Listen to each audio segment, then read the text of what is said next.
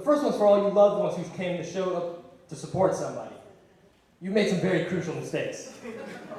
One, you just paid $20 for chicken fingers. And two, you just paid $20 for chicken fingers thinking I was going to be worth it. Now, the second elephant in the room is actually just as obvious, so I am just going to say it. Half the people here look like they could be my cousins. And the other half actually are my cousins. That was the Indian elephant in the room.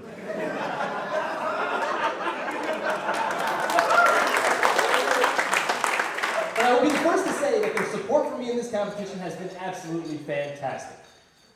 Because, as you may know, the first round of this competition was in fact audience vote. And if it's audience vote, I'll have you know they were a fabulous audience because they show up, they show up, they fill this whole ass room, they laugh in English, and then they vote for me. And that's how I got to the second round. I filled this whole ass room, and I had them all vote for me. Now, before this gets out of hand, I do want to chime in and say that in exchange for their vote, I would like to think I offered them a piece of the American dream. Here's how. First, I showed them how it feels, how empowering it feels to participate in an American election. And then I showed them how empowering it feels to buy an American election. Now, as you may know, the second round was actually not audience vote. But here's how they still came to the rescue. You see, no matter how funny I actually was, you bring an army of loved ones who are willing to pay $20 for chicken fingers, this facility will see to it that you advance to the finals. They can't afford to kill us in season 1. Now, you may think I had an easy road to the finals with, the help of all of TSA's most wanted here. But do you know what is not easy? Is getting them here on time. Like, my God, these people are like sheep. They will leave their house at like 8:13, hoping to get here by 7:45. And the only reason they're all here right now on time, like tonight, is because I told them the show was yesterday. And after every effort to round up all these athletes in one room, they finally all got here just in time to hear that lady say my name wrong. I could have corrected her. In fact, I should have corrected her. But for whatever reason, my panic response was to hug her instead. And this is very sad because I know a homeless guy, believe it or not, I know a homeless guy who knows how to say my name right. And I have never once thought about hugging him. I get my name mispronounced so freaking often, it's pretty much second nature at this point. And I actually imagine a lot of them, face the same issue. But nowadays, what I try to wonder is, at what point did Microsoft Word gain the confidence to tell me I'm spelling my name wrong? You see, for a guy like me, I will type my name in, and you will automatically get some spell check squigglies, like every time. And when I say every time, I do mean airport randomly selected every time. Which is a shame because we work so damn hard to win spelling bees that we can't spell our own names. And again, it tells me with 100% confidence that I spelled my name wrong. And the only other time I see confidence like this is from every old man in every gym locker room ever.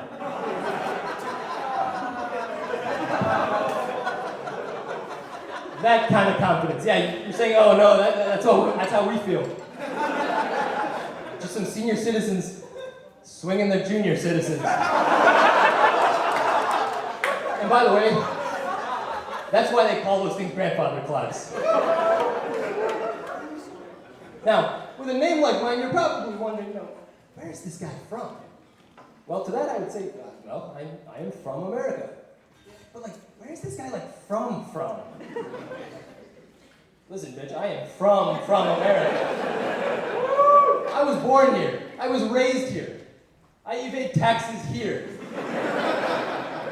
What you wanted to know is that my family originates from the country of Bangladesh. Yeah! That is my cousins. I come from the country of Bangladesh, which is why I identify as Bengali American, when it's useful. For example, this color works great when they need someone for a diversity brochure. Because when they're advertising diversity, Bengali American fits the bill like brown on rice.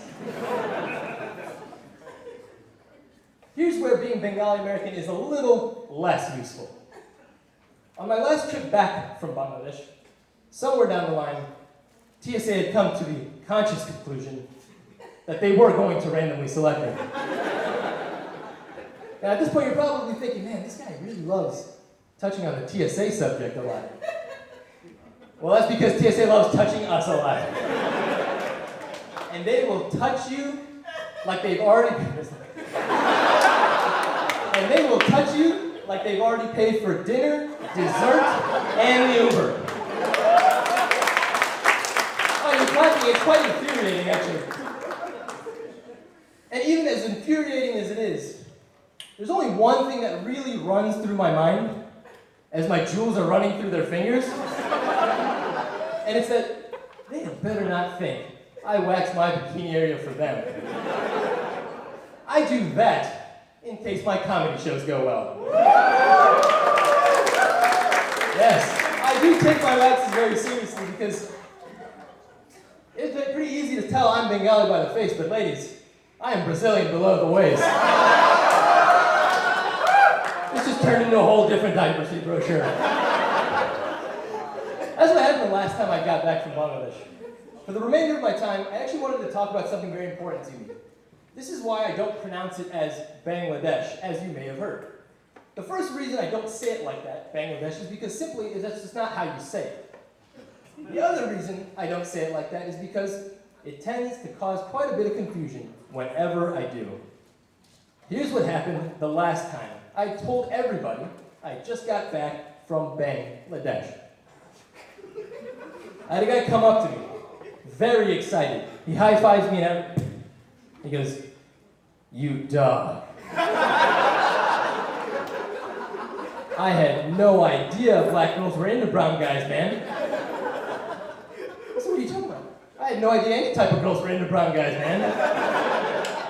And this is especially a funny comment because if this guy knew like anything about stereotypes, he would know that there's just some big things black gentlemen can offer that I simply cannot.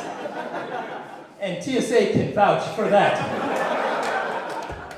Which brings us to the third elephant in the room we need to address.